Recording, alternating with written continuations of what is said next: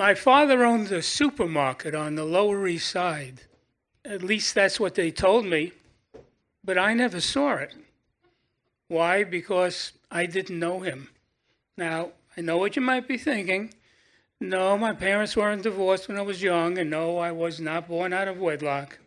It was just that my father and I were strangers to one another.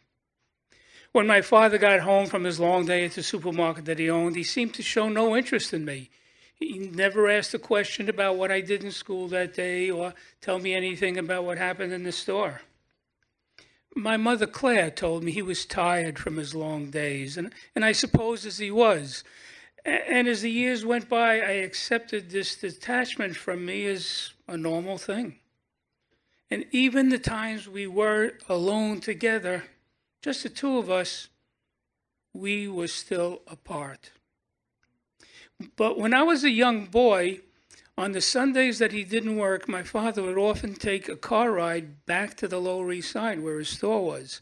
My mother would say, "Jack, take Allan with you. You never spend any time with him." So reluctantly, my father agreed to take me in the car. And as we were driving over the Williamsburg Bridge, I always felt so uneasy in his company that I couldn't think of a thing to say or ask him. But we finally got to the Lower East Side.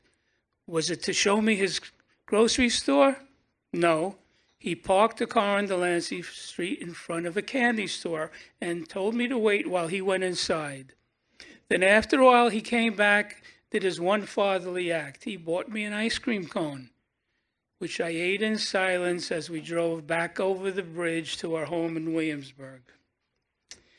Matter of fact, it wasn't until years later that my mother finally told me the reason for those trips to that candy store on Sundays. It was to pay the bookie in that candy store the money he owed him for his gambling debts. Well, by the time I was in boys' high school, nothing had changed between us. All those years of silence continued.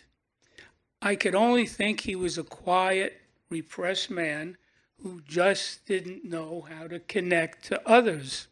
Now, then one day, when I was about 17, we had moved to East New York and Brooklyn because now he owned a grocery store in Canarsie. And he came to me one day from out of nowhere and said, "My partner is sick. Would you come into the store today and fill up the stocks and the shelves that need stocking?" And I said, "Oh, this is my chance to finally see the family grocery store and maybe finally connect with my father." So when we arrived in the store on Avenue L in Canarsie, he said, "Go in the back room. If there are cans there in his room, put them on the shelves. That's what you have to do." Then he went to the front of the store, took the close sign, flipped it to opened the door, and he took his place by the cash register in front of the store. The first customer walked into the store, and then it happened.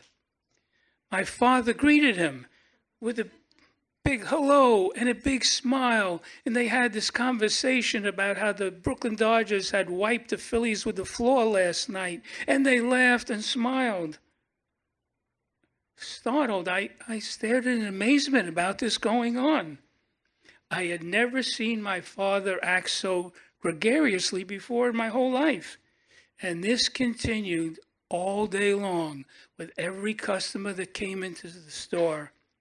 He was a totally different person in that store than he was ever at home. He was relaxed and seemed to derive great pleasure from each interaction. It was a revelation to me, but a sad one. He had never talked to me in such an easy, natural way, or to tell the truth, with my mother either.